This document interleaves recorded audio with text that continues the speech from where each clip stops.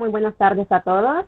Mi nombre es Laura Serrano y esta tarde yo seré la moderadora de esta conferencia. Muy buenas tardes, profesor Ramírez, y nuevamente buenas tardes a todos los que están presentes. La Universidad de San Pedro Sula, mediante la clase de Gerencia de Hoteles y Restaurantes de la carrera de la Administración Turística, les damos la más cordial bienvenida al webinar titulado Copán, la ciudad maya de la dinastía Yaxculmá. Esta conferencia será impartida por el historiador Arnulfo Ramírez, egresado de la Universidad Autónoma de Honduras, quien cuenta con una experiencia como asistente de arqueólogo en el proyecto de rescate arqueológico Concepción de Río Grande, dependiente del Instituto Hondureño de Antropología e Historia. Además, participó como asistente de arqueólogo en el proyecto arqueológico Acrópolis Copán durante 3 temporadas, según convenio entre la Universidad Nacional Autónoma de Honduras, el Instituto Hondureño de Antropología e Historia y Harvard University. Asimismo, como asistente de arqueólogo en la excavación de Popolná o Casa del Poder en el proyecto arqueológico Acrópolis de Copán. También en la clasificación del material lítico de la excavación del Popolná en el Centro Regional de Investigaciones Arqueológicas de Copán. Como curador de las piezas prehispánicas de Jade, colección de la Universidad Nacional Autónoma de Honduras. También como profesor de la asignatura de Historia de Honduras en las universidades Católica de Honduras, Centro de Diseño, Arquitectura y Construcción, Universidad Tecnológica de Honduras, UTH. Actualmente, como docente del Departamento de Historia de la Facultad de Ciencias Sociales de la Universidad Nacional Autónoma de Honduras, impartiendo las asignaturas de Historia de América Antigua e Historia de Honduras. Además, como presentador del proyecto televisivo cultural ¿Qué pasó entonces?, del canal educativo Telebásica de Honduras. También como coordinador del programa Rutas Históricas de Honduras en presencia universitaria. Y por último, como coordinador de la Unidad de Comunicaciones del Departamento de Historia de la Universidad Autónoma de Honduras. Ok, a continuación escucharemos la disertación y ustedes también tendrán la oportunidad de escribir sus preguntas y comentarios en lo que es el chat de la conferencia, a los cuales le daremos lectura a lo que es ya la finalización de la presentación del profesor. Sin más preámbulo, y esperando que este webinar sea de mucho provecho para todos ustedes, le doy la palabra al profesor Arnulfo Ramírez. Bien, buenas tardes.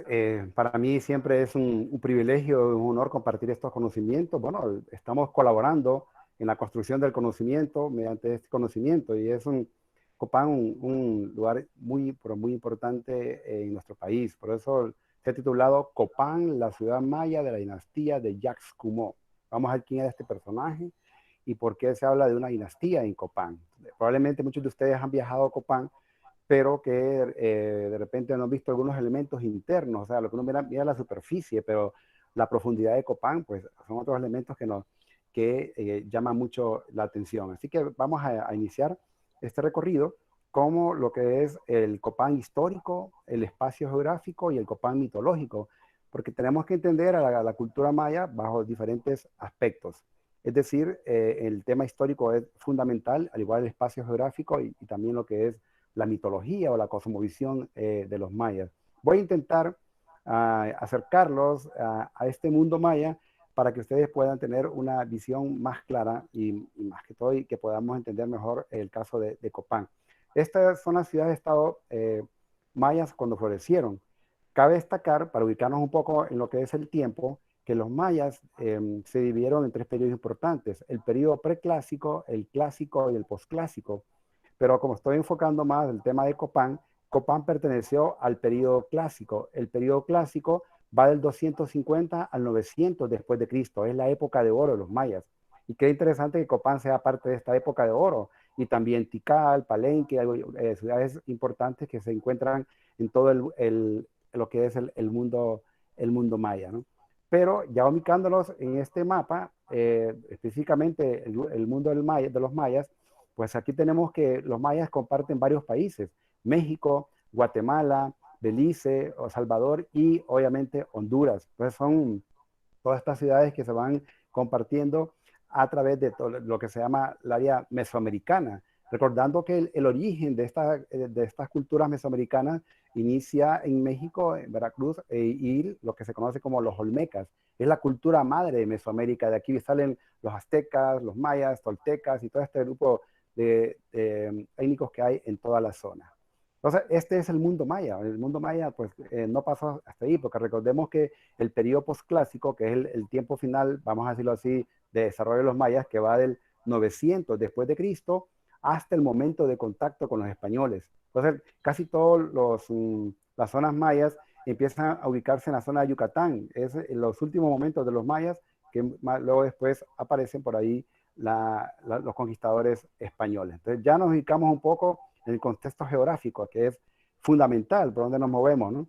Y los mayas tenían diferentes estilos artísticos, como ustedes lo pueden ver en este mapa. Tenemos lo que es la zona de Usumacinta, Chenes, la zona Put, los mayas toltecas, que ya son del periodo clásico, ya los últimos momentos de los mayas, la costa oriental. También hubieron ciudades que estaban frente al mar, como el caso de Tulum en México, el río Pet, cerca del río Pet, la zona del Petén, que básicamente es la selva del Petén. Ahí el lugar emblemático es Tikal, no es el único, pero es de los más emblemáticos. Luego lo que se llama el estilo Motagua, que es cerca del río Motagua, que ahí se incluye a Copán, ¿no? Pues esos estilos de todas las zonas son muy parecidos. Y luego la costa del Pacífico. Entonces, estos son los diferentes estilos artísticos y arquitectónicos que se dan de los mayas. Son los mismos mayas que se van desarrollando en las diferentes épocas. Ellos van a construir en base a su entorno, en base a los materiales que ellos disponían.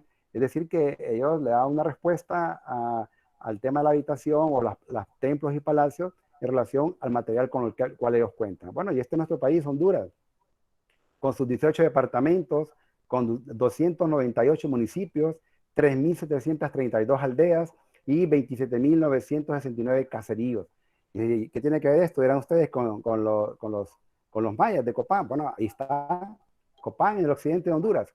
De Copán Ruinas a la frontera con Guatemala hay aproximadamente 12 kilómetros.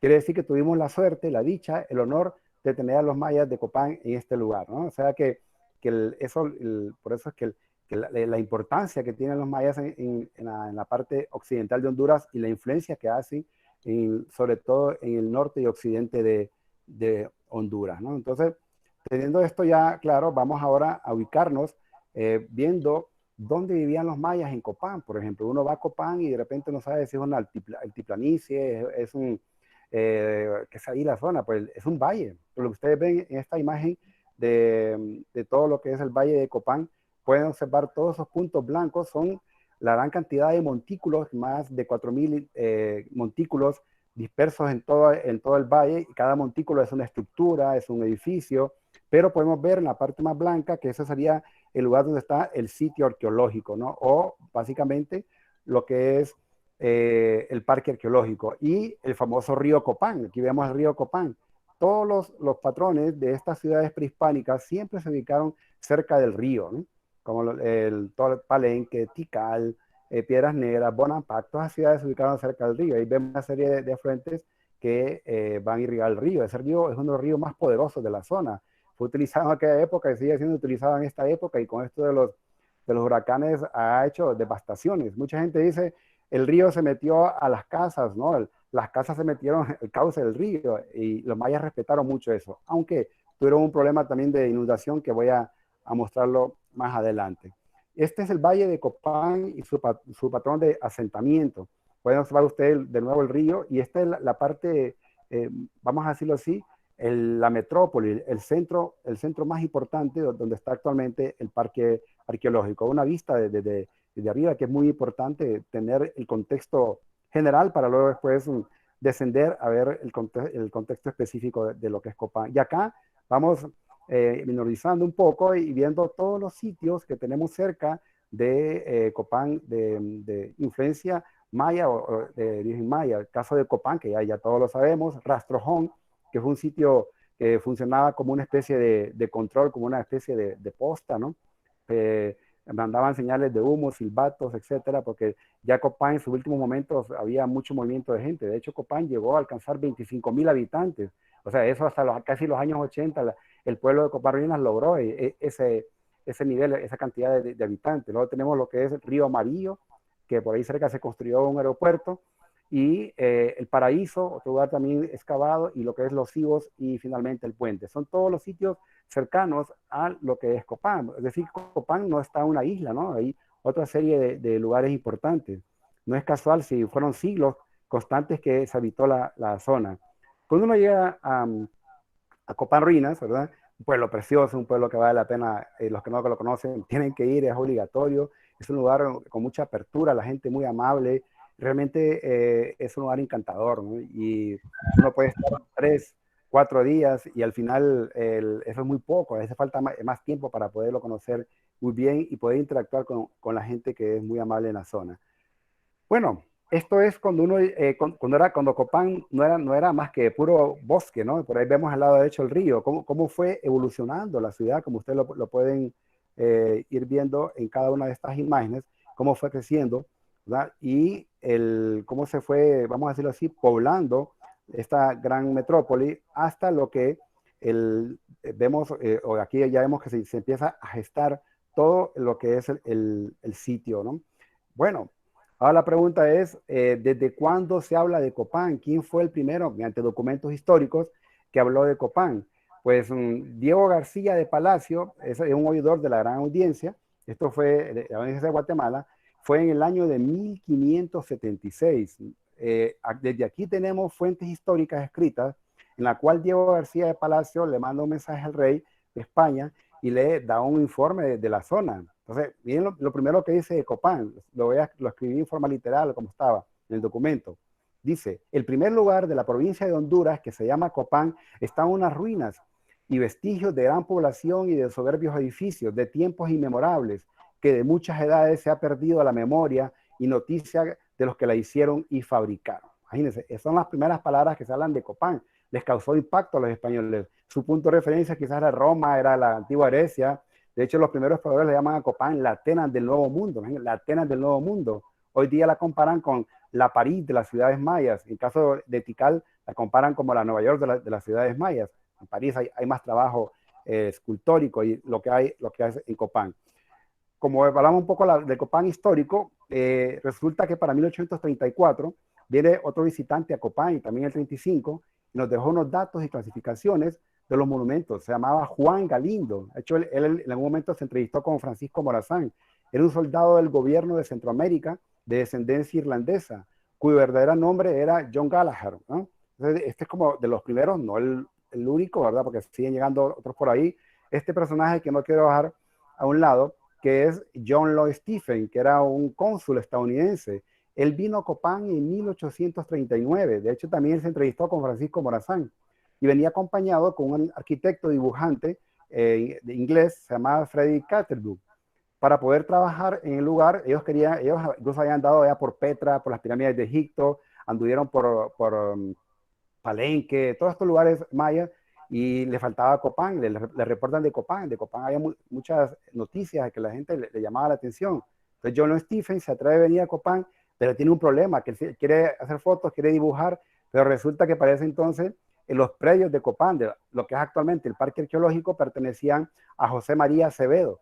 Entonces, para poder trabajar en paz, Stephen logró comprar las ruinas por $50. ¿Qué les parece? $50. Y él tenía temor que le estaba dando muy poco, ¿no? Y al final, él fue el que compró Copán para poder trabajar bien, ¿no? Para poder dibujar. Y él hace unos relatos interesantes de las cosas que había en Copán, totalmente cubierto por la selva, ¿no? Y aquí vemos, por ejemplo, este dibujo lo hizo Freddy Catterbook, el arquitecto, que venía con John Stephen. Esta estela que ven ahí, ese es el estado como la encuentran. Esta es la misma estela que tenemos acá, que representa a Humo Jaguar, porque en Copán hubo una dinastía, que ya voy a comentar esa dinastía. Este rey es importante, acuérdense, Humo Jaguar, no lo olviden, es como está actualmente en el parque arqueológico. Y también dibujó otra serie de estelas que se encuentran actualmente, pero lo interesante aquí es que ustedes pueden notar cómo la selva fue tomando posesión de la zona, porque recordemos que Copán según los datos arqueológicos y jeroglíficos, se habla de que fue abandonada en el año 822 después de Cristo. No es que quedó sola y fue un abandono progresivo, pero prácticamente la última evidencia que tenemos de una escritura fue en ese año, que igual lo voy a mostrar más adelante. Esta misma estela, que es una estela preciosa, la estela A en Copán, vemos en el lado derecho el dibujo que hizo Frederick Catherwood de la misma, ¿no? Claro, estaba, cuando ellos llegan para 1839, obviamente las estelas estaban menos dañadas que hoy día. Recordemos que el tipo de piedra que utilizaban los mayas para hacer esas estelas se le conoce como toba. Toba es una piedra volcánica, es muy suave para esculpir. De hecho, probablemente ellos quizás le echaban agua para poderla esculpir más fácil, pero cuando se seca, se compacta la piedra como tal, ¿no? Y también los mayas la repellaban con estuco. Estuco es la combinación de cal y arena. Y algo interesante, según la evidencia arqueológica, las estelas estaban pintadas en color rojo y las estelas representaban, obviamente, los reyes, pero también representaban árboles sagrados de piedra. Este es otro de las formas como se encontraban otras estelas en Copán, que esa también la voy a mostrar, pero quería que ustedes tuvieran una idea, ¿no? Esta fotografía fue de 1895, es el británico Alfred Mosley, muestra lo que un día fueron los templos 20 y 21 que hay en Copán, ahí por la Plaza de los Jaguares, que se derrumbaron a principios del siglo XX. O sea, ellos tuvieron la oportunidad de ver más o menos en pie esta gran ciudadela conocida como Copán. Aquí tenemos el diplomático norteamericano Robert Woods Bliss posando junto a la Estela 4 de Copán. Esta es una fotografía de 1935, ¿no? O sea, hay miles de estas fotografías, pero eso es más que todo una pequeña muestra que se den cuenta de que Copán tiene también su historia y trayectoria. Aquí, por ejemplo, esta es una reproducción artística de todo el sitio arqueológico, una ciudad preciosa realmente. Podemos observar en la parte superior el río, que va pasando el río Copán, ¿verdad? Y vemos toda la zona, esta parte de lo que se conoce como la zona de las estelas, ¿verdad? La parte pública. Y en la parte derecha, que tiene una elevación casi de 30 metros, es lo que hoy día se le conoce como la Acrópolis, la parte más elevada. La Acrópolis, el término de Acrópolis no tiene nada que ver con los mayas, porque el término de Acrópolis es con los griegos, pero más que todo la comparan para que nos demos cuenta que cómo se marca esa separación, ¿verdad? Que está más alta que el lugar público. Pero algo interesante, cuando se llegaba a Copán, la entrada es justamente aquí donde tengo la flecha, ¿no? Que ahí encontramos, por ejemplo, esta estela. Esta estela es la que le da como la bienvenida a todo el que va llegando a la zona, ¿no? Y no hay ningún personaje, más que todo es una escritura que está escrita en forma de petate, ¿no? Y vemos que tiene inscripciones tanto en el lado este como en el lado oeste y también en la parte norte y sur realmente, ¿no? Y esta estela se le conoce como la estela J. En esta estela aquí marcaba los límites del recinto real. Fue esculpida durante el extenso reinado de Guazaclajún Hualcahuil, que fue rey de Copán del 695 al 638, que la gente lo conoce como 18 Conejo, ¿no? Este fue el 13º gobernante de Copán y puede ser que lo colocaron aquí para marcar la entrada a la sepultura, según dice la información en el sitio arqueológico, ¿no? En el lado oriental, en sentido opuesto a la Gran Plata, tiene esculpido un diseño de petate, que el petate, recordemos, el pot, es símbolo de autoridad y parece que indica, usted está entrando a la gran plaza de la gente, la plaza sagrada, donde Huazaclajún Hualcahuil, sucesor legítimo del gobernante 12, que sería Humo Jaguaro su padre, ¿verdad? Y Kinish Yaskumó, fundador de la dinastía, realizarán rituales para marcar el paso del tiempo y así asegurar sus vidas y prosperidad. Y lo interesante es que en el otro lado de la estela, o sea, al lado oeste, hacia la gran plaza, parece que indica, usted ya sale de la gran plaza de la gente para volver al mundo de los mortales, gobernado por los ciclos de la vida y la muerte. Entonces la estela hace referencia a la asunción del mando por parte del gobernador 13º, Huazaclajún Hualcahuil, y el fin de su periodo del fundador Kinish Yaskumó. Ya vamos a ver estos nombres más adelante, pero quería como mostrarles que los mayas cómo se plantean esto en el caso de Copán. Este es el mundo, la cosmovisión de los mayas, los tres mundos. El inframundo, donde van los muertos, todos van al inframundo, y luego después tenemos el mundo presente, que es este plato, con diferentes colores. Vemos aquí que en el inframundo hay, voy a acercarlo un poquito más, acá. En el inframundo hay dos personajes que están jugando el juego de pelota. Este es un campo de pelota. Un ampuis balanquí que después representan el sol y la luna, se transforman. El juego de pelota se jugaba en el inframundo. Era un recorrido. Entonces, en la parte superior podemos ver estos colores. Estos colores no son puestos en forma que a alguien se le ocurre, sino que tiene que ver también con la cosmovisión maya. Recordemos que el sol sale por el este, hace ese recorrido en la bóveda celeste y se esconde por el oeste. Entonces, y luego después desciende al inframundo. Entonces, y después vuelve a salir otra vez por el oeste. Por eso los mayas celebraban cada día que el sol salía, porque tenían temor que en el inframundo el sol, los monstruos del inframundo se podían comer al sol. Y los colores representan el este, el rojo, el blanco simboliza el norte, el oeste, el negro, que era uno de los puntos más importantes porque ahí se escondía el sol, y el amarillo simboliza lo que es el sur. Y en la parte superior vemos al cuerpo de una serpiente bicéfala con dos cabezas que representan la Vía Láctea, ¿no? Lo que para los griegos era la Vía Láctea, que era como sangre que sale de los pechos de una mujer. Para los mayas, ellos miraban la Vía Láctea como una serpiente. Y acá, tres de las deidades, quizás de las más importantes, pero no las únicas, tenemos a Ixchel, la diosa de la fertilidad, también de la luna, tenemos aquí a Ixagná, el dios de la creación, y tenemos a Kinishahao, el señor el dios del sol, ¿no? O sea, esto un poquito para ubicarlos en ese contexto de la cosmovisión. Así era como los mayas miraban su mundo, totalmente diferente a la nuestra. Y es más, el Xibalbá o el inframundo de los mayas no era de fuego como la tradición judeocristiana. El Xibalbá de los mayas era acuático. Y aquí tenemos parte de la decoración de un príncipe maya con todos los atuendos de jade. El jade para ellos era fundamental, significaba eternidad. El jade es una piedra volcánica muy fina, difícil de obtener en cualquier lugar, ¿no? Los mayas de Copán lo tenían básicamente de un sitio, muchos lugares tenían pueblos tributarios, ¿no? Y en el caso de Copán, eran estos pueblos tributarios los que le dan estos productos a los mayas. Este era un príncipe maya, digámoslo así, ¿no? Pero vemos toda esa decoración del jade y las plumas de Quetzal, ¿no? Y acá comienza la historia de esta dinastía.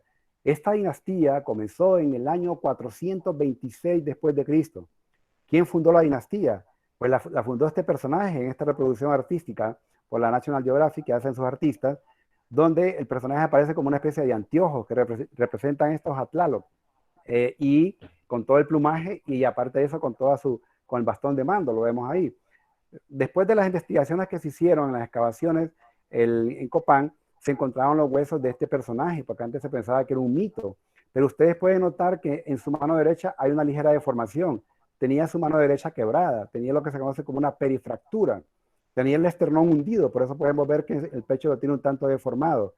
Y también tenía la clavícula izquierda quebrada. Imagínense cuántos defectos tenía este personaje y aún así casi murió de 80 años siendo uno de los reyes iniciadores de esta gran dinastía en Copán. Realmente a este rey, Yaxcumo, el nombre completo era Kinish Ahau Yaxcumo. Kinish quiere decir como el ojo solar, el sol. Ahau es señor. Yax es nuevo. Kud, Quetzal. Mo, Guacamaya. Vamos a traducirlo ya un poquito más a la actualidad, ¿no? Entonces sería algo así como el nuevo Quetzal Guacamayo, ¿no? Quetzal verde, azul, Guacamayo, sería una traducción más o menos literal. Este es el fundador de la dinastía. Esta es una reproducción que hicieron los antropólogos forenses de Canadá, como tratando un poco de ver cómo era este personaje, y vemos que sí murió de una edad bastante avanzada. Este es el fundador de la dinastía de Copán, Yaxcumo. Bueno, vamos a hacer este recorrido por el patio occidental, viendo una imagen tomado con un dron, que aquí tenemos el edificio más alto de Copán, pero este edificio tiene su sorpresa. La gente dice, vamos a Copán a ver piedras. Yo siempre les digo, las piedras cuentan su historia. Y aquí parte la publicidad, ¿verdad? Pero más que todo me gusta para que vean ustedes la proporción. Aquí tenemos uno de los templos muy importantes, conocido como el Templo 11 en Copán. A veces los arqueólogos le ponían nombres o números a los templos para identificarlos por trabajos arqueológicos, pero también los mayas le ponían nombre a los edificios, ¿no? Y aquí tenemos este edificio interesante porque aquí fue muy concurrido. Aquí estamos hablando de una zona privada, estamos en la Acrópolis, en la zona que solo se movía la nobleza, el pueblo, no se movía en esta zona, ¿no? Pero aquí podemos ver tres niveles importantes. A veces son considerados por algunos, o trata un poco de verse los tres mundos: el inframundo, el mundo presente, viendo en esta línea de nichos, y en la parte superior el supramundo, tratando de representar un poco los tres mundos de los mayas. Pero lo interesante de este templo es que también estos marcadores que ustedes ven ahí representan lo que es un campo de pelota falso. No es que ahí jugaban, pero más que todo, acuérdense que el campo de pelota, el juego de pelota, mejor dicho, se jugaba en el inframundo, en el Xibalbá. El nombre que tenía era el Poctapoc. Es el nombre original de los mayas, Poctapoc. Entonces me dicen, ¿cuál es la traducción? No tiene traducción. ¿Por qué? Porque es la forma como suena el balón, un balón que pesaba 10 libras de hule, sacada del árbol de hule. Lo reencauchaban y hacían ese balón.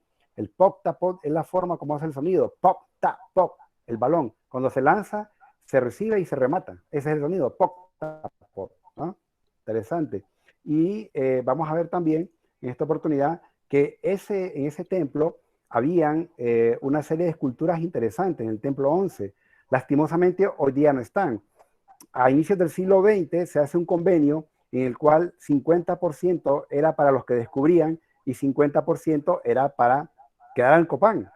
Entonces, este templo 11, esta parte del templo 11, que eran los reyes de Copán esculpidos como vestidos de juego de pelota, es parte del 50%, no están acá en Honduras, pero los traigo a la muestra para que tengan ustedes una idea de lo importante que era el lugar ahí. Entonces, por eso se le asocia con lo que era un campo de pelota falsa. Entonces, estaban ahí los reyes como que van a jugar. No jugaban nada, pero bueno, así como cuando la gente va al estadio y se pone la camiseta, ¿verdad? Y no juega, pero apoya el juego, ¿no? Por así decirlo. Bien, y en la parte superior del edificio tenemos lo que representa el supramundo o el mundo de las estrellas. Entonces vemos los diferentes mundos en cada uno de estos. Pero hay unos personajes que están custodiando esa entrada del inframundo o el Xibalbá al mundo de los vivos o al mundo de las estrellas. Este es conocido como It. Este es reconocido como el dios del viento. Eran de los dioses más temidos por los mayas. Y en la parte superior, aquí era el lugar donde el rey llegaba y se posaba. Primero hablaba al grupo de colaboradores, pero por este lado de acá, enfrente, le hablaba a quién, le hablaba al pueblo.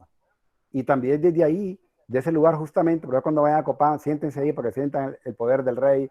Algunos dicen que hay buena vibra, mala vibra, depende de cada quien, depende de la perfección de cada quien, ¿no? Con qué idea vaya. Pero desde ahí el rey podía observar básicamente lo que es el gran juego de pelota, ¿no? Yo le llamo el VIP Maya ahí cuando se jugaba este gran juego de pelota en Copán. Bueno, miren cuánta historia tiene este edificio. Ahora vamos a ver que de alguna forma u otra se le considera el edificio más alto en Copán. Y este edificio tiene una serie de sorpresas interesantes. Vemos que hay una estela. Las estelas eran para uso público. Bueno, de que hacen una estela en una zona privada. Bueno, hay una explicación. Quizás los mismos mayas la pudieron haber movido. ¿Por qué? Porque dentro de este edificio, aquí tenemos la estela, esa pertenece a un rey que se llamaba Bu Chan, uno de los reyes que llegó al poder a los 15 años, el poder, creo que el rey número 11, si no me equivoco. Pero aquí podemos ver el perfil de este edificio. Como ustedes pueden ver, los mayas construían sobre construcción. La última versión del edificio es la parte rosada que ustedes ven ahí. Pero vemos en el subsuelo, en el corazón de la pirámide, que hay también otros edificios. Y este que probablemente ustedes ya han estudiado o conocen, el famoso templo Rosalila. Aunque el nombre verdadero era el templo del Quinicho Hao, del Señor del Sol, porque toda la iconografía tiene que ver con el sol. Entonces vemos que los mayas sí construían sobre construcción, porque ellos tenían romper el orden cósmico, lo que hay arriba lo reproducen abajo, ¿no? Y aquí tenemos una reproducción artística de cómo era este templo, y debajo del mismo tenemos lo que es el famoso templo Rosalila, que se conoce en la actualidad. Entonces vemos con esos colores, recuerdan de color rojo, ¿verdad? El color rojo significa por donde sale el sol, y el negro por donde el sol se esconde, ¿no? Hay ciertas relaciones. Bueno, continuando con esta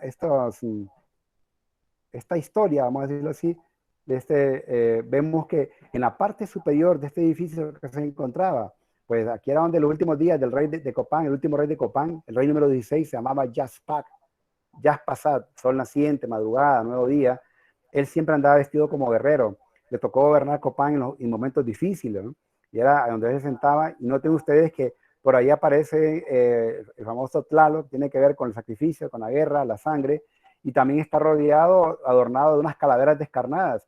O sea, él trataba un poco de intimidar a quienes lo querían hacer algún tipo de conspiración, quizás, ¿no? Y recordemos que es el último rey de Copán y le toca gobernar Copán los últimos momentos, y eso fue muy difícil en Copán. Aquí tenemos el templo de Rosalila, como les decía, y debajo, aquí tenemos bien, hay una tumba. Aquí vemos la iconografía que tiene que ver básicamente, o en su mayoría, con lo que es el sol, pero también tiene que ver con el fundador de la dinastía de Copán. Vamos a verlo aquí más en detalle. Aquí tenemos un dibujo técnico del mismo, donde aparecen que son serpientes bicéfalas, y aquí se puede observar un poco lo que es el ojo en el lado izquierdo, está la serpiente con las fauces abiertas, sale un personaje, eso tiene que representar el sol, aquí aparece este personaje, representa el sol, de toda la iconografía tiene que ver con el sol, y arriba encontramos otra serpiente bicéfala, aquí vemos como el cuero de la serpiente, la piel de la serpiente, cómo se expande, y hace como una especie de un arco celestial, y aquí la serpiente de nuevo está abriendo sus fauces. Pero abajo se encuentra una fusión de algunos elementos que tienen que ver con Jacques Cumont. Vamos a verlo, eso es como de los grandes hallazgos importantes. Y más abajo se encuentran otros edificios que incluso fueron descubiertos. Este lugar o templo Rosalila fue descubierto por el arqueólogo hondureño Ricardo Agurcia Fasquel. Realmente él ha tenido una trayectoria amplia en todo lo que es Copán. Realmente él es una persona que ha trabajado casi desde los años 70 en Copán y sigue todavía. De hecho, en este momento están tratando de restaurar el templo Rosalila porque hay problemas de humedad, pero eso algún día él lo va a explicar mejor. Pero hay una gran cantidad de arqueólogos, William Fash, tenemos a Bárbara Fash, David Stewart, David Sedar, bueno, que hemos iniciado dando nombres, pero voy a quedar mal, pero son personas que han aportado con sus investigaciones para que yo pueda explicarles esto realmente, ¿no? Lo que ellos investigaron. Aquí tenemos, pues, debajo de Rosalila, la tumba del famoso rey fundador de Copán, conocido como Jacques Cumont, donde vemos entrelazado ahí entre una guacamaya y un quetzal, y casi como que le está diciendo, miren, aquí estoy, búsqueme. Y vemos parte de la decoración del templo de Quinichajá o Rosalila, que se le conoce, y cuando se encuentran los huesos de este personaje, donde se hacen análisis importantes, vemos que en sus dientes tiene jade, y también este color rojo que observan ahí es cinabrio. Los mayas también intentaban momificar algunos a sus muertos. Incluso Rosalila estaba pintada en color blanco, como con cal, porque cuando un maya moría, lo envolvía en una manta blanca. Entonces, algo interesante, los mayas es cierto que utilizaban el material como relleno del edificio anterior, pero Rosalila no fue tocada, es decir, se mantuvo intacta. Acuérdense, representa el sol, está en una posición importante en Copán, en el eje central, lo que se conoce como el axis mundi. Entonces no tienen que destruirla porque da señal de mal augurio. Entonces lo que hicieron los mayas, entre comillas, fue que la momificaron y la enterraron, porque la rellenaron de tierra y la pintaron en blanco. La enterraron como un ser humano realmente. Aquí podemos ver estas piezas de jade de estas excavaciones que se han encontrado en el lugar, ¿no? El color rojo que decía que es el cinabrio, que también es un tanto tóxico, ¿no? Y esta es parte de las piezas encontradas, los famosos excéntricos. En Copán también se encontró textiles ahí. Nunca se había encontrado textil en Copán. Ellos estaban envueltos en mantas, y parte de la joyería encontrada en esta excavación, igual lo vemos en estas vasijas que eran, los mayas también le apostaron a la otra vida, ¿verdad? Realmente creían en la otra vida, y le apostaron porque estos elementos le iban a servir a ellos para poder continuar su recorrido. Bueno, pero también enfrente de este edificio tenemos el famoso altar Q, que el nombre verdadero sería el altar de Jacques Cumont, o sea, el altar dedicado al primer rey de la dinastía de Copán. Aquí vemos, usted ve el número 1, que es el rey número 1, Jacques Cumont, pero vemos el 16, que es Jaspat o Jaspasat, y quien mandó a hacer este altar fue el rey 16 en la toma de posesión de su gobierno. Incluso ahí lo que está diciendo él, porque en cada punto, en cada lugar, voy a mostrarles acá, hay, por así decirlo, hay personajes interesantes. Vemos acá, aquí ya tenemos en la parte central, vemos al lado izquierdo a Jacques Cumont que le está entregando un bastón de mando a quién, a Yaxpac. Pero quien mandó a hacer este altar fue Yaxpac. Él se está como legitimando en el poder, se está autenticando en el poder. Él está diciendo, mi poder desciende de los 15 reyes anteriores, por lo tanto mi poder es auténtico.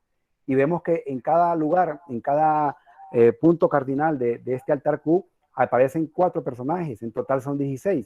Y esos 16 personajes marcan la dinastía real de Copán. O sea que él, realmente trata de eternizarse. Y cuando inaugura este altar, realmente él lo hace en la toma de posesión de su gobierno. Vemos acá, ya en este dibujo ilustrativo, vemos a Jacques Comeau, que le está entregando el bastón de mando. Aquí vemos a quién, a Yaxpac o Yaxpasat, y este lo está recibiendo gustoso, pero quien mandó a hacer este altar fue él. Y aquí vemos el número 2, que es petate en la cabeza, y si le damos, seguimos la manecilla del reloj, 3, 4, 5, hasta llegar al 16. Y aquí tenemos a Humo Caracol, que era hijo de Yaxpac, y así aparece la dinastía de estos reyes, ¿no? Una dinastía que duró 400 años, lo que los mayas llamarían un periodo de un Bactún. O sea que fue una de las dinastías más estables del mundo maya. Y aquí vemos el traspaso de poder, ¿no? Donde Yaxcumo, del lado izquierdo, está pasando el poder a Yaxpac. Obviamente él lo recibe con mucho gusto. Pero también el último rey de Copán, bueno, tenemos vamos a hacerlo así, el tocado que tiene este rey, Yaxcumo, donde aparece el símbolo de Yax, que es nuevo. Vemos esta parte de acá. La Kut, que es Quetzal, las plumas de Quetzal, y Mo, que es guacamayo. Entonces sería Yaxcumo. Lo tiene en su cabeza o en su tocado. Bueno, y esta es la parte superior de ese, donde habla acerca de la toma de posesión del último rey de Copán. O sea que esa toma de posesión salió de la normalidad. Hizo cosas, el último rey de Copán tuvo que hacer cosas que llamaran la atención porque son los últimos días vistos de Copán. Aquí vemos incluso desplegado en el altar Q, donde aparecen los personajes. Si ustedes los cuentan, hay 4 en cada punto. En total son 16. Y aquí representa lo que es la dinastía real de Copán. Y claro, la toma de posesión no va a ser así nomás. También este último rey, en su toma de posesión, sacrificó 16 jaguares, según la evidencia que se encontró en la excavación debajo de este altar Q. Entonces, eso nos dice mucho que él quería hacer algo fuera de lo normal, autenticar su poder a comodidad del lugar. Bien, miren cuánta información tiene una sola plaza, ¿verdad que las piedras hablan? Cuenta su historia. Y vamos a la zona residencial, porque los mayas también dormían y comían como nosotros, tenían problemas igual que nosotros, no eran seres que vivían solo meditando, nada de eso. Esta es la zona donde vivían, esta es la típica arquitectura, vamos a decirlo así, donde ellos vivían, dormían, lo normal, la típica casa maya, donde se ve la habitación principal, que está en la parte central, en el lado izquierdo la habitación de la esposa, y alrededor la habitación de sus hijos, o séquito, ¿no? Y lo que es la plaza. El patio de la plaza era muy importante. De hecho, cuando el río crecía en aquella época, el río se metía el agua ahí. Probablemente los mayas sacaban alguna lancha o algo parecido, y algunos, un arqueólogo creo que la bautizó como la Venecia de Centroamérica, porque se metía el agua. Para los mayas no era problema, porque sus habitaciones estaban en la parte superior, en lo que son plataformas. Y esta es parte de la decoración de las casas. Tener una casa de piedra en aquel entonces, pues ya se sabía el poder o la conexión que tenían ellos al poder para ese entonces. Era un barrio residencial, pero los mayas también enterraban a los muertos en sus casas. Eso a los españoles les llamaba la atención, porque querían mantener el espíritu de sus ancestros, pedir consejos, etc.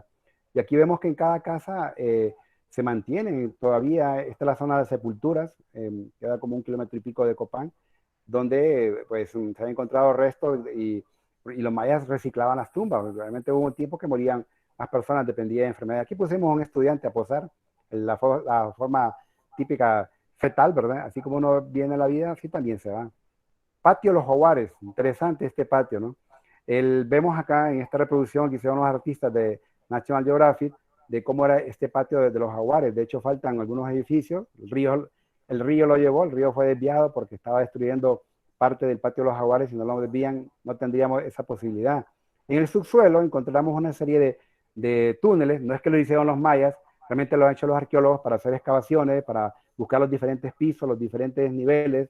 Dentro de ahí han encontrado piezas de relleno. Vemos acá en esta gradería, ¿verdad? Y una especie que le llaman de baño que encontraron. Eso está casi en el corazón de ese lugar.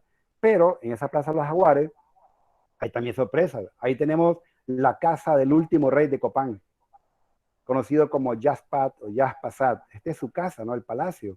Recuerden que el palacio servía para cuestiones, vamos a decirle así, de tipo civil, pero ya los templos ya era para actividades de tipo religiosa. A veces la noche era una cosa y en el día se convertía en otro, ¿no?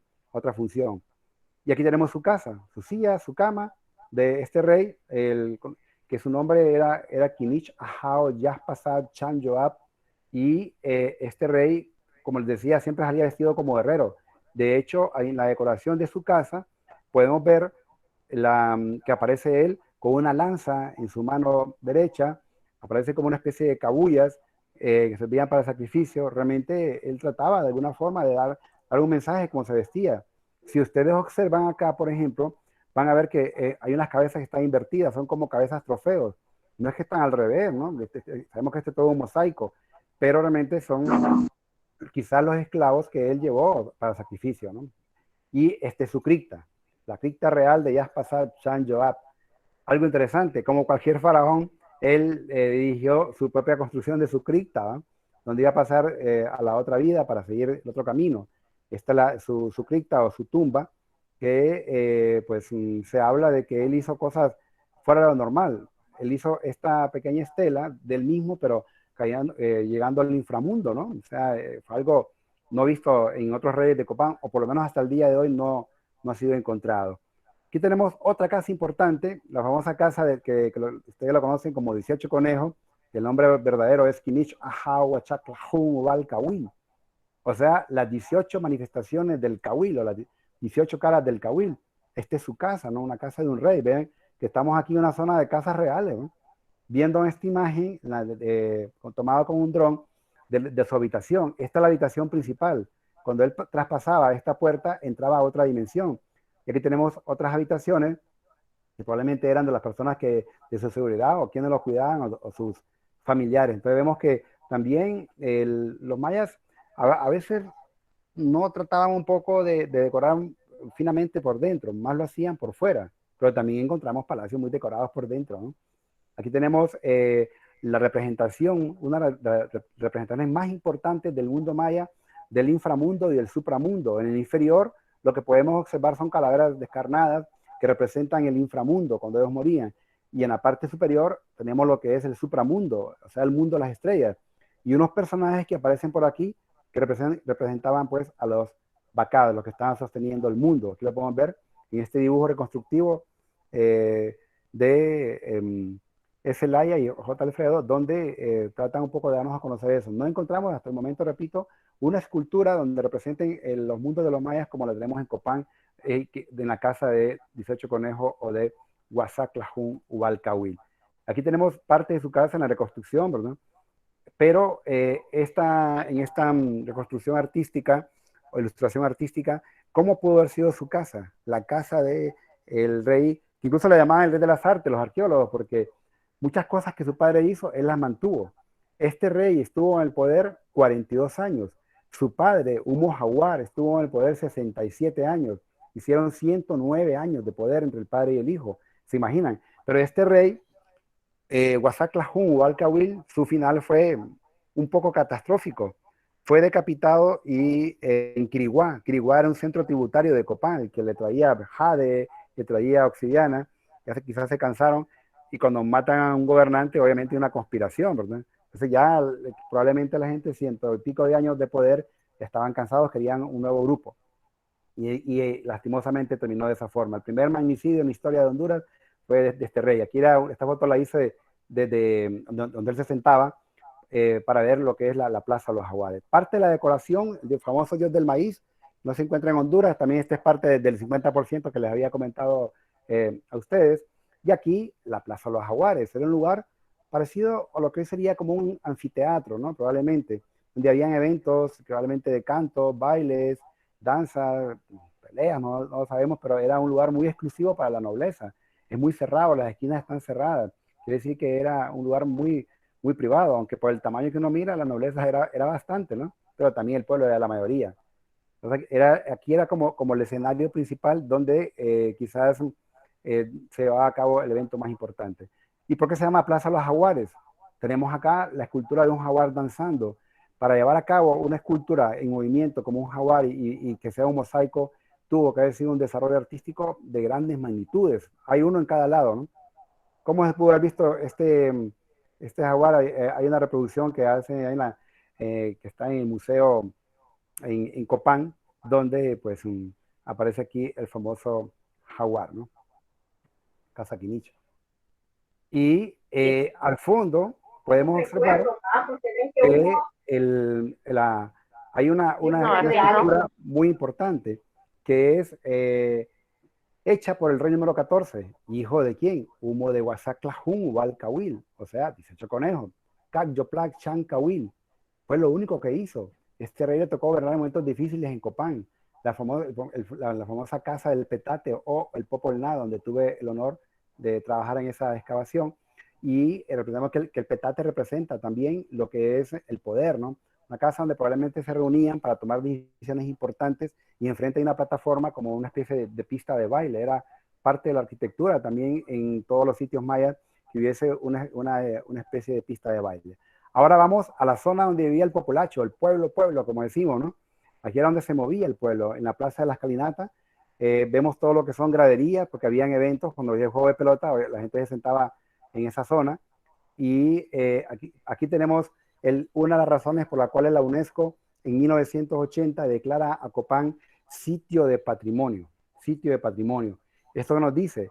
Pues la verdad podemos decir que gracias a la escalinata y también al campo, a las estelas, en principio, eso fue suficiente para que la UNESCO declarara a Copán sitio de patrimonio. Y otros elementos, pero estos son como los que más resaltan, donde nos cuenta la historia de los últimos 6 reyes de Copán y vemos que cada una de las escaleras está finamente esculpida con escritura.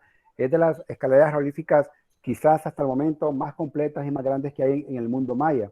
Y en la parte central aparecen unos personajes que representan a los reyes de Copán. Aquí vemos el perfil de la escalinata, como ustedes pueden ver, comenzando en el 480 después de Cristo y después siguiendo al 540, al 695, al 705, al 695, al 740 y finalmente la última versión de la escalinata se hizo en el año 755 después de Cristo. Es decir, que debajo de la misma escalinata hay más, porque acuerden ustedes que los mayas construían sobre construcción. Hay que destacar esto, ¿no? Porque respetaban el espacio era muy importante. Recuerden, lo que miraban arriba lo reflejaban abajo. Y aquí tenemos parte de los personajes que están representados en la escalinata, los reyes, y algo interesante, vestidos como guerreros, ¿no? El que hizo la última versión de esta escalinata fue Humo Caracol o Humo Ardía o Humo Concha, como se le conoce, ¿no? Y aquí tenemos parte de la decoración de la escalinata que casi está representando lo que es una serpiente, digamos así. Y esta es la información donde nos cuenta la historia de estos reyes de Copán, sus hazañas heroicas. Incluso ahí menciona la muerte de 18 conejos allá en Quiriguá, pero lo menciona de una forma un tanto, vamos a hacerle un tanto romántica, ¿no? Le pone algunos elementos para evitar que la gente esto le afecte. Aquí vemos parte de la misma, ¿no? Y en el interior de la escalinata, en las excavaciones que se han hecho, se ha encontrado material de relleno. Aquí vemos una limpieza que se hizo en la misma. Y en este lugar, cuando se hizo la limpieza, se encontró una tumba que le mostraba en el perfil. Esta es la típica estructura de una tumba. Se limpió la zona, se levantaron las lápidas y se encontraron esta gran cantidad de vasijas. Aquí vemos que hay una especie de ruptura en el nicho. Probablemente ya ahí hubo algún temblor, ¿verdad? Y esta es parte de lo que ahí se encontró, los famosos tapaderas de incensario que quizás ustedes han visto por ahí, y parte de la joyería, ¿no? O sea que, como decía, los mayas sí le apostaron a la otra vida. Aquí tenemos una reproducción artística de cómo pudo haber sido esta escalera jeroglífica en la época. Campo de pelota, casi terminando. El campo de pelota es uno de los más bellos del mundo maya. Y el Copán destaca por el mismo. La gente cuando va a Copán piensa que en aquella época era de grama y que habían árboles. No habían árboles a la redonda, tampoco grama, lo que había un piso de estuco, que es cal con arena. El juego de pelota se jugaba en el inframundo. Aquí tenemos los dioses gemelos, una escena del Popol Vuh. No lo voy a explicar tan detalladamente por el tiempo, pero vemos que el inframundo era acuático, ¿no? Ahí lo podemos observar. Y es lo que yo tengo atrás y, como apoyo, ¿verdad? Visual, que un ampuis balanqué que se transforman en el sol y la luna porque ganan el juego de pelota. Pero el juego de pelota lo que está haciendo es recordando la hazaña heroica de los dioses gemelos. Es lo que está haciendo. Y vemos el tipo conocido como el talud tablero, pero el juego de pelota era realmente en el inframundo. Estos son unos marcadores que tenía las cabezas de guacamaya, en el caso de Copán, que tenemos, y gran parte de la decoración son de guacamaya. Recordemos que las guacamayas son las aves reales, ¿no? Las aves guerreras, que tienen la comunicación con las deidades y le pasan el mensaje a los dioses, a los reyes, transmitido por los dioses. Y por eso vemos la decoración del campo de pelotas de las guacamayas que están rodeados. Y en el Museo de las Esculturas en Copán podemos encontrar más en detalle esta decoración. Y este es el altar que yo a ustedes les comentaba, que es el altar L. Aquí habla del rey que no era parte de la dinastía. Este rey era el rey, vamos a decir, el número 17. Y este rey no logró completar todo el tiempo que hubiera querido. Es el rey conocido como Usitok, el del lado izquierdo.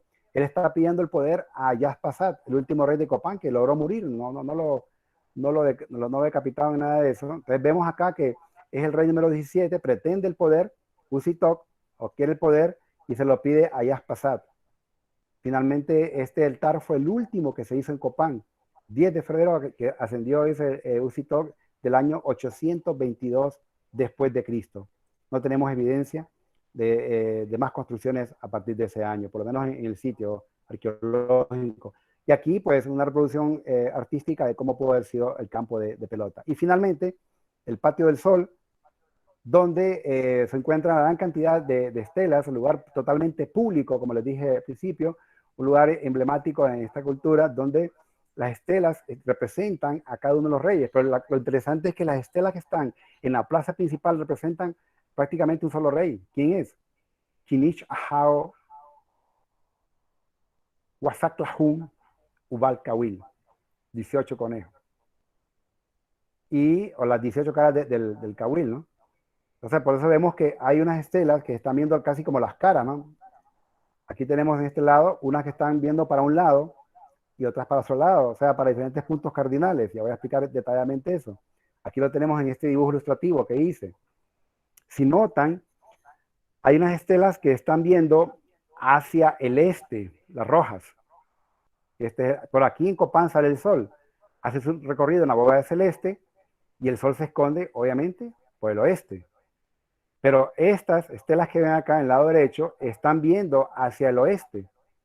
Prácticamente, el rey está diciendo que tiene el control del sol desde que sale hasta que se esconde, donde se forma en esta bóveda celeste. Es interesante porque es una forma de demostrar al pueblo en un lugar público quién es el que manda y quién tiene el control. Viendo en esta estela, la voy a mostrar en diferentes, un giro de 360 grados. Probablemente uno vaya y no la logra ver de esa forma. Y acá, parte de la escritura, tal vez ustedes aprenden a leer estos glifos. Cada barra vale 5, cada punto 1, total 18, y abajo aparece una especie de ¿qué? Una especie de conejo. Vamos a ver. Y aquí tenemos el glifo de gobernante. Y aquí tenemos el glifo de Copán, que era un murciélago, ¿no? Y si lo unimos todo, ¿qué es lo que va a decir? 18 conejo, por así decirlo, gobernante de Copán. Por eso los primeros exploradores le pusieron a Huazaclajún o Balcahuil, le pusieron 18 conejos porque vieron este emblema o este glifo, ¿no? Entonces, como les decía, y cada ciudad tenía un glifo emblema. En el caso de Copán era el murciélago, ¿no? Y aquí vemos las estelas, debajo de las estelas hay una cripta donde ellos la cambiaban para renovar la ornamentación, lo que ellos ofrecían a este rey, porque las estelas que ven ustedes acá en este momento, todas pertenecen a Huasac-Tlajún, Ubal, Cahuil, que vemos que unas están perdiendo para otro lado, unas para el lado este, otras para el lado oeste. Pensamos que esta es una mujer porque tiene un faldón, ¿no? Al final, en la escritura jeroglífica aparece que es, otra vez, Huasac-Tlajún, Ubal, Cahuil. Y esta es la estela que está dando hacia la cara al norte, la única, y porque atrás de ahí se sentaba el rey, una zona privilegiada cuando el rey se encontraba con su pueblo. Esta estela que ven acá, como así la encontraron, es esta misma. Esta estela que todavía que mantiene el color rojo, por este lado de acá está viendo el este y aquí el oeste. Pero creo que la voy a mostrar mejor acá. Aquí sí. Este es el lado este, por aquí se ven la escalinata, así me guío, y este es el lado oeste. Por aquí sale el sol y por aquí se esconde. Es una estela de dos caras que tiene el control del sol, desde que sale hasta que se esconde. Vemos la cara este, Huasac-Tlajún, Ubal, Cahuil, joven, ¿no? Con dientes y toda la decoración. Y en la parte trasera de la misma estela aparece él mismo, nada más que aparece con barba y bigote. O sea que el día se está terminando, está viejo, acabado. Pero aquí es el oeste, que marca el final del día. Interesante, ¿no? El mismo se desdobla y aquí vemos que las estelas también servían para ver cuándo eran los equinoccios, los solsticios, y para qué. Pues era con fines totalmente agrícolas, ¿no? Así como el juego de pelota se jugaba con fines agrícolas, en principio. Y aquí vemos las diferentes estelas, las sombras que ustedes pueden observar para saber cuándo llovía, cuándo el paso del sol por el cenit. Pero hay una estela que está en la gradería oeste que representa a Nenúfar Jaguar. Nenúfar Jaguar, el rey, olvidé el número 7, creo. Y este rey, ¿por qué dejaron esta estela acá? No tanto porque era importante, sino porque hasta aquí, en la parte superior de la estela, llega el sol. Era un marcador. Servía como marcador y lo dejaron ahí también con esa intención. Bueno, de Copán se han hablado tantas cosas, hasta mitos, leyendas de extraterrestres que llevan a la estructura 4 y todo ese tipo de historias que tal vez hemos escuchado en la televisión, ¿verdad? Tanto en el día como en la noche. Probablemente hay gente que ha visto extracciones o algo parecido. Esto pasa en todos los sitios arqueológicos, ¿no? Hasta el famoso Giorgio Zúcalo, que vino aquí y vino a Copán porque vino a hacer un programa, se hizo un programa de Copán, los alienígenas ancestrales, lo que dijo que Huasac Tlajún, Ubal Cahuil era extraterrestre, él se le puso unos ojos ahí como extraterrestre, ¿no? Ellos todos lo ven como extraterrestre, pero bueno, quiere decir que le llamó la atención Copán, y por lo menos Copán lo vio una buena cantidad de personas en el mundo, y durante muchas veces, porque el programa algunas veces lo repite. Ahí vemos al mismo personaje, solo quería poner como una ilustración para que vean que si vienen personas que les interesa Copán. Bueno, y con esto les agradezco su atención, muy amables y muchas gracias.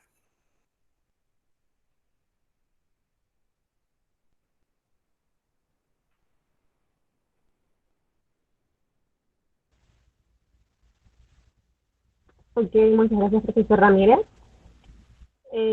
Gracias por su participación y por compartir con nosotros todo su vasto conocimiento y experiencia con la que usted cuenta.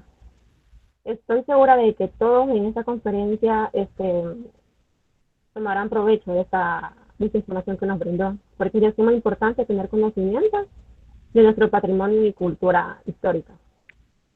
Okay, a continuación seguiremos con, disculpe, a continuación seguiremos con la ronda de preguntas y iniciaré con la primera pregunta de Dilce Elena Inestrosa, que nos dice, ¿cómo en qué año fue que estuvo el último rey de Copán?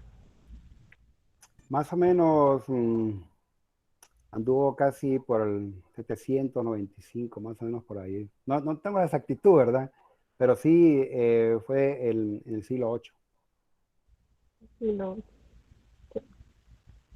Pasaremos a la siguiente, que es de Catherine Abigail Santos. ¿Estaba en conflicto con otras ciudades mayas el gobernante número 16? Sí, de hecho, entre los mismos mayas, entre ellos tenían conflictos internos y también externos, ¿no? De ciudades que querían el poder. Lo vemos en Tikal, lo vemos en Palenque, lo vemos en Chichén Itzá, lo vemos en todo el mundo maya realmente. Y las ciudades mayas, porque la gente dice el imperio maya, los mayas no llegaron a un imperio, nunca fueron un imperio, hubo un imperio azteca, un imperio inca, donde hay un centro de poder del emperador. Los mayas fueron ciudades-estados realmente, o ciudades regionales que controlaban cierta zona.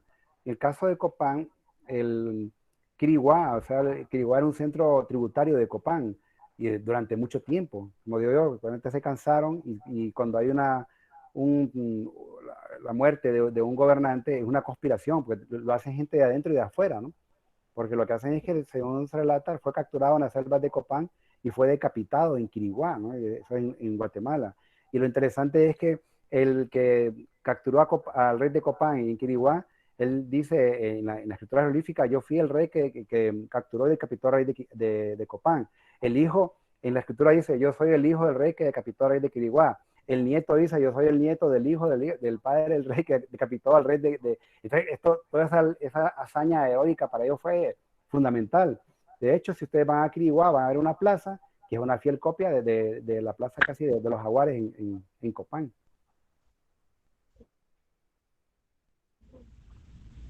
Sí, muchas gracias, profesora. Continuaré con la siguiente de Carmen Alvarado, que nos dice que en dónde se encuentra ese 50% que se llevó quien lo descubrió. En diferentes universidades, aquí en Pensilvania, Universidad de Harvard, varias universidades, varias universidades que venían a excavar aquí a Copán. Pero cabe destacar que eso se lo llevaron en forma legal, porque eran convenios, ¿no? Porque Honduras no tenía la capacidad de poder hacer excavaciones. Aquí estábamos metidos en guerras civiles, había otros tipos de problemas. Entonces al final se llevó ese convenio. Hoy día ya eso está totalmente abolido. Hoy día incluso hay una ley de patrimonio que quien la coordina y dirige es el Instituto Hondureño de Antropología e Historia, junto con la Fiscalía de la Seña. Es decir, que hoy día hay más control en cuanto a eso. Okay. Continuaré con Alison Córdoba, que nos pregunta que cuál era el fin del juego de pelota que representaba tal ceremonia realizada por los mayas. ¿Me puede repetir? Casi no entendí. ¿Cuál era el fin del juego de pelota que representaba tal ceremonia realizada por los mayas? Bueno, gracias, que le escuché cuál era el feeling. Bueno, realmente el juego de pelota tenía uno de los objetivos, obviamente la diversión, ¿no? Los dueños de los equipos eran de la nobleza, pero también el juego se jugaba en ciertos momentos especiales, sobre todo cuando había algún convenio, quizás una boda, y también tenía fines agrarios, cuando iba a ser el tiempo de cosecha o cuando iba a ser el tiempo de siembra.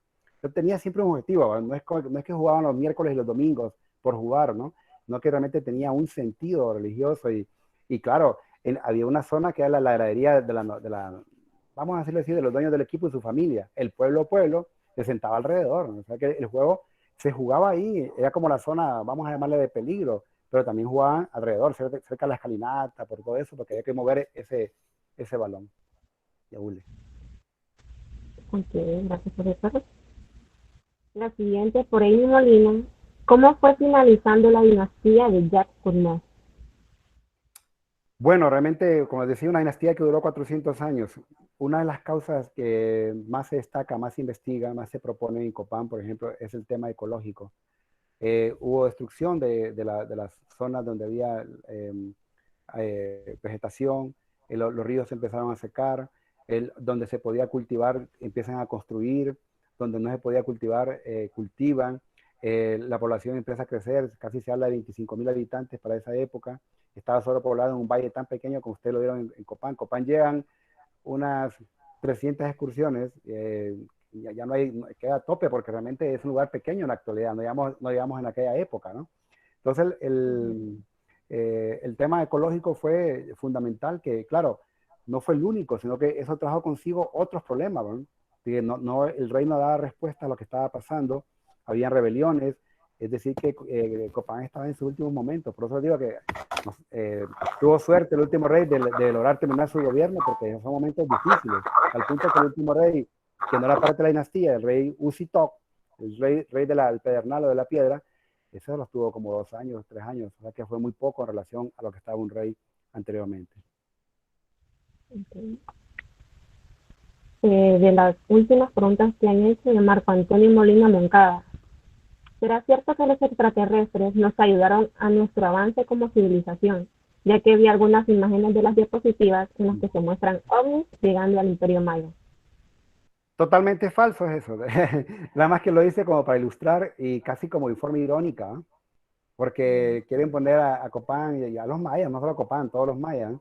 Y como les decía, vino ese personaje de alienígenas ancestrales, que yo no lo vi malo en el sentido de que haya venido Copán, si usted puede venir a Copán el que quiera, pero lo que es raro hoy es que quieren asociar a estos reyes de Copán con temas alienígenas, son por las teorías que ellos se plantean, pero por lo menos reconoció a Copán o vino a Copán, ¿no? Y no, es totalmente falso, eso está descartado, ese es trabajo humano hecho por la gente, por el pueblo, por su arte, por su arquitectura, por su entrega. Ese es un trabajo propiamente del pueblo maya. Y la siguiente, profesor, es de César Francisco Vargas Díaz.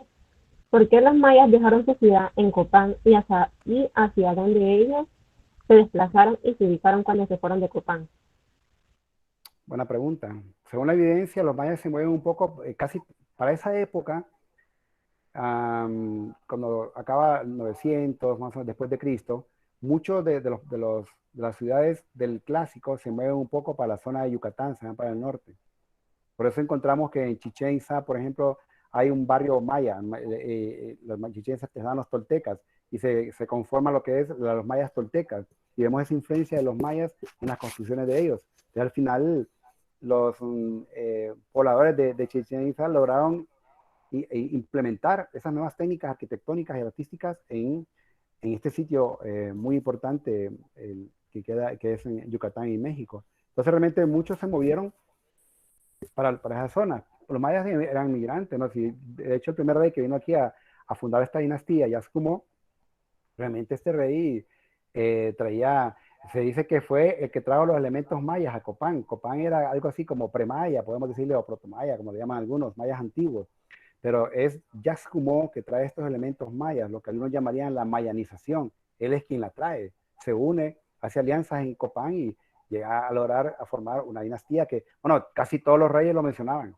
Y él había comenzado en el 426 después de Cristo. Todavía en el 600, casi 700, lo siguen mencionando. ¿Qué nos dice este? Fue un personaje que se eternizó realmente, ¿no? Y la ciudad, disculpe, y la ciudad fue abandonada en forma progresiva, ¿va? No es que se fueron todos y quedó, no, fue en forma progresiva, claro, después la selva tomó posesión del lugar. Y mucha gente dice, ay, los mayas, ¿dónde están? No, los mayas ahí están, hay más de millones de mayas en lo que es Guatemala, México, los mayas chortís en el caso de Honduras. Bueno, los mayas ahí están con sus costumbres, sus tradiciones, sus lenguas. Es una población que todavía se mantiene viva. Ok, profesor, continúo con Carla Castillo, que nos dice que cómo eran las ceremonias cuando un gobernador moría. Muy parecida, el culto a la muerte es desde los que vivían en las cavernas, ¿no? Los primeros que empiezan a enterrar a sus muertos.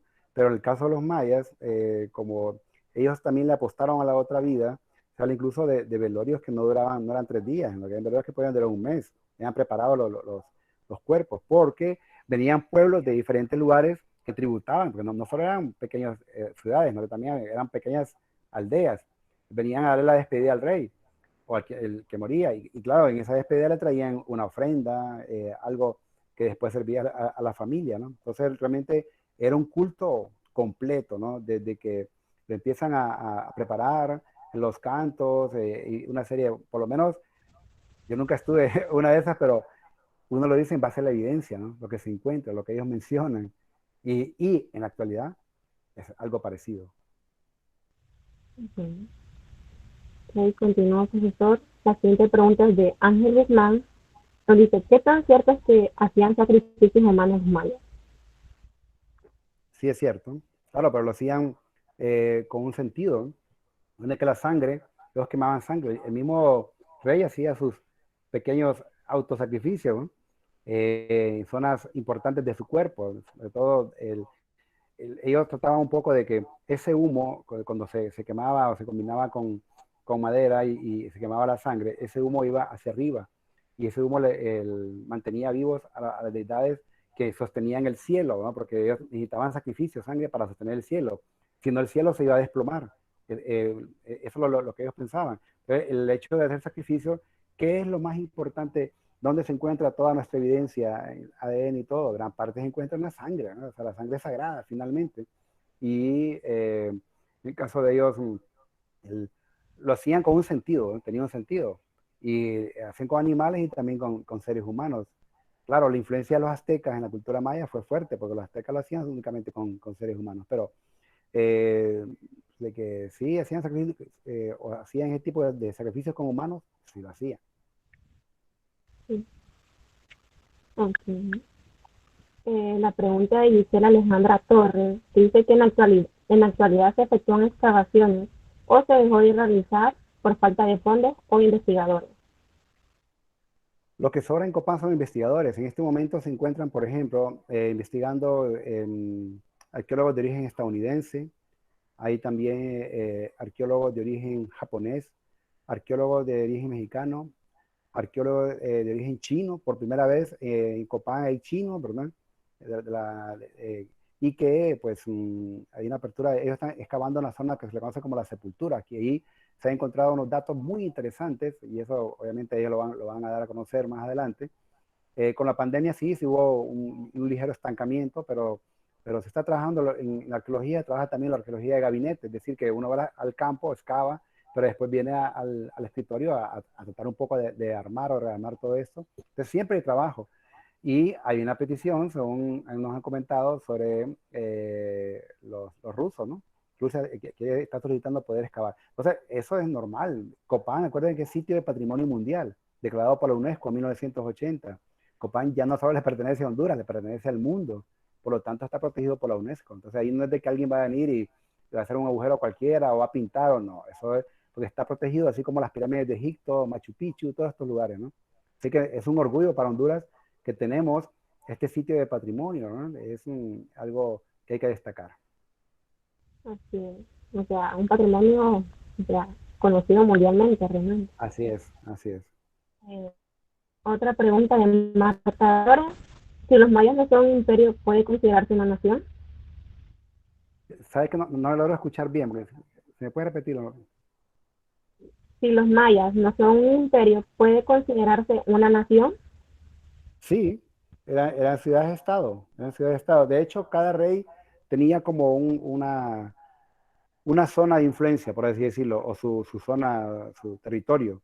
Por ejemplo, el rey número 12 de Copán, Humo Jaguar, que estuvo en el poder 67 años, el papá de Huasac Lajón o Balcahuil,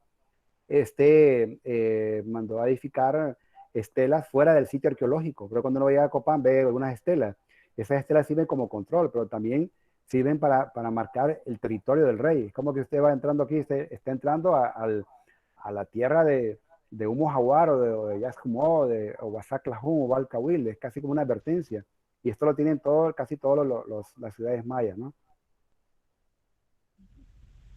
Okay. Otra pregunta, profesor. Me dice que si se logró descifrar o traducir todo lo que fue las cadenatas jeroglíficas. No, ese es un proyecto que está en ejecución, ¿no? Como decimos nosotros próximamente en su cine favorito. Va a haber de Copán hay más que decir. Yo casi como dije, tratando un poco de interpretar, de dar a conocer en las investigaciones y todo lo que han hecho algunos, pero sí hay más que decir. Otra pregunta. ¿Cuántas estelas se encontraron en total y cuáles fueron las más significativas?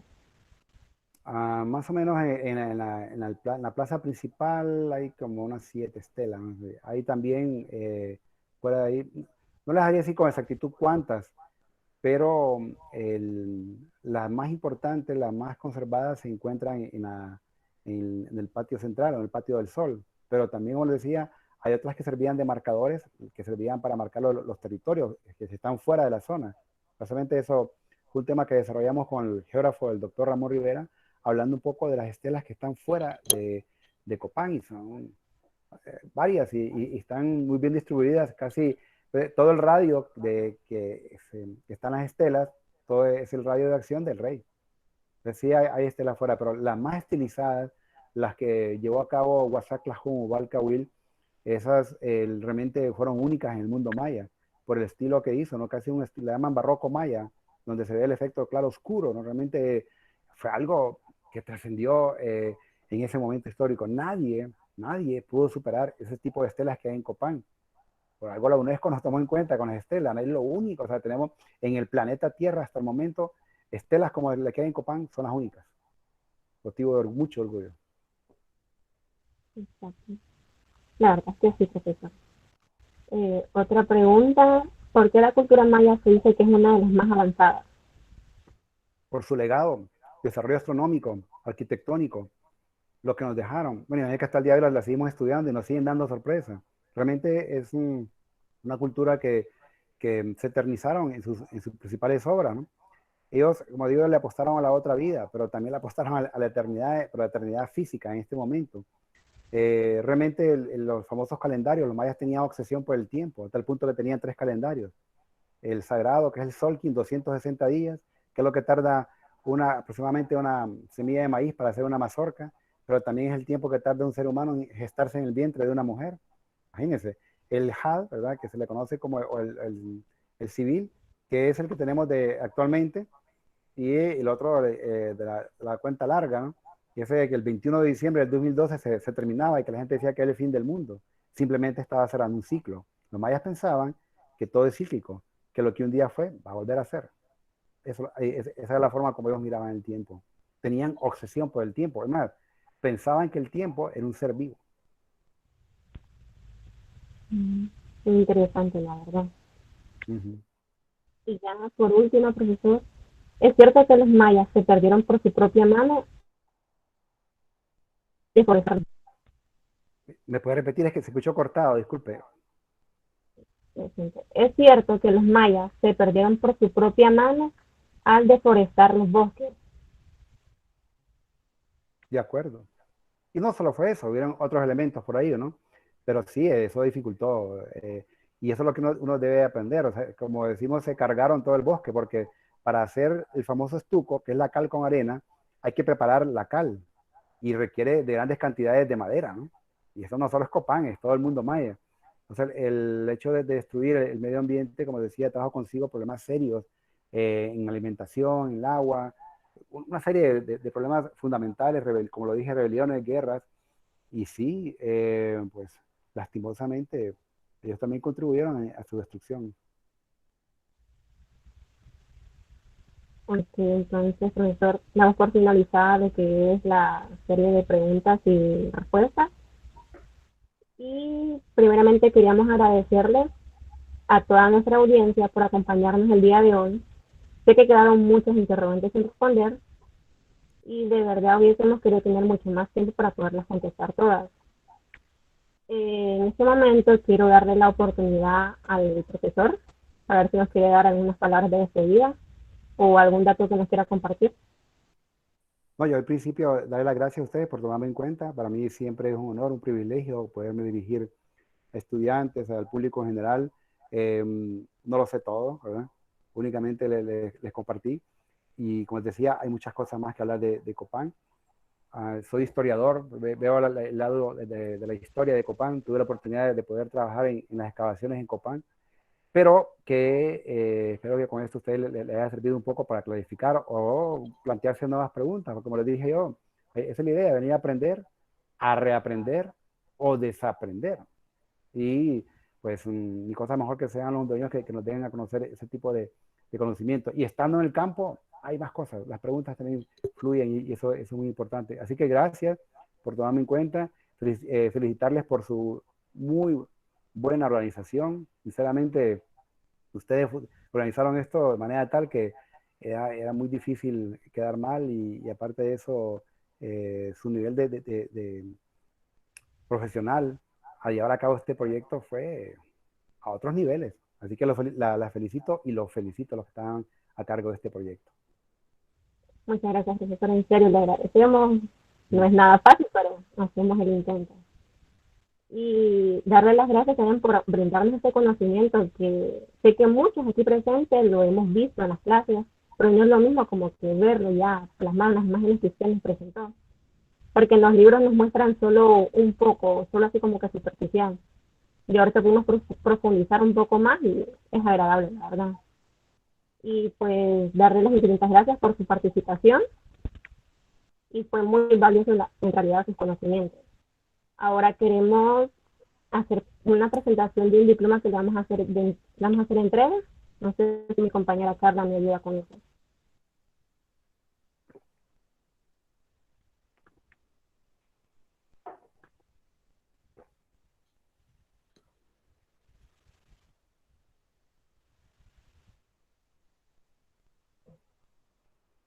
Okay.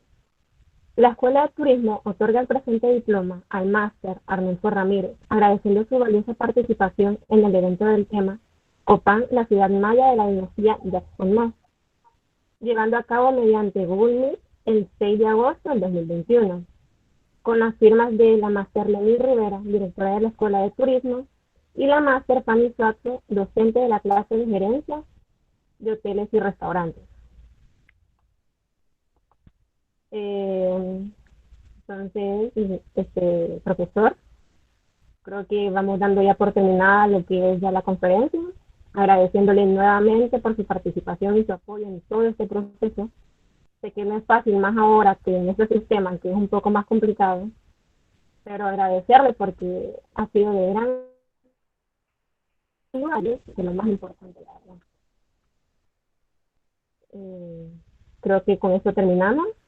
Buenas tardes a todos y gracias por presenciar lo que ha sido la conferencia del profesor Ramírez y que tengan una linda tarde. Gracias, igual, muy amable. Buenas tardes, Lick. Sí, tengo una consulta.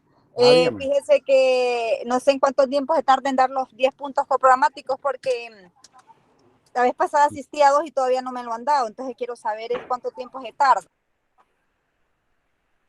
Disculpe, pero se puede consultarlo con la universidad. Nosotras cumplimos realmente haciendo la actividad y tenemos entendido que eso lo ponen automáticamente. Buenas tardes. ¿Puedo tener una participación? Claro, sí. Es un gusto y ha sido un placer estar en esta excelente conferencia. Máster Arnulfo, yo no pertenezco a la universidad, soy licenciada en Ciencias Sociales, amante de los mayas de Copán. Qué bueno. Y déjeme decirle, mi nombre es Valquiria Penman. Doy la clase de Historia de Honduras a mis alumnos de 10º grado y un buen grupo ha presenciado lo que es esta conferencia. Y sí me encantaría, si es posible, por medio de Laura Jacqueline Serrano, proporcionarme su contacto, su correo, número de teléfono, y así poderle invitar a una conferencia educativa del Instituto Eduardo Hernández Chévez, que es donde yo laboro. Con mucho gusto. Lo agendamos. Si se puede, lo hacemos. Perfecto. Muchas felicidades. Gracias, ha muy sido amable. muy completa, se nota exageradamente su conocimiento y agradezco mucho a cada uno de mis alumnos que estuvieron presentes en esta conferencia, igualmente a la universidad por hacer expansiva lo que es la invitación. Muchísimas gracias, un placer. Gracias, Valquiria.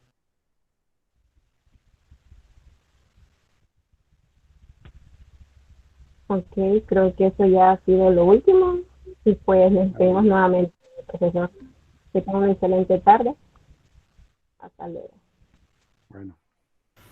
Gracias, muy buenas tardes. Gracias, buenas tardes. Gracias, buenas tardes, excelente conferencia. Gracias, feliz tarde.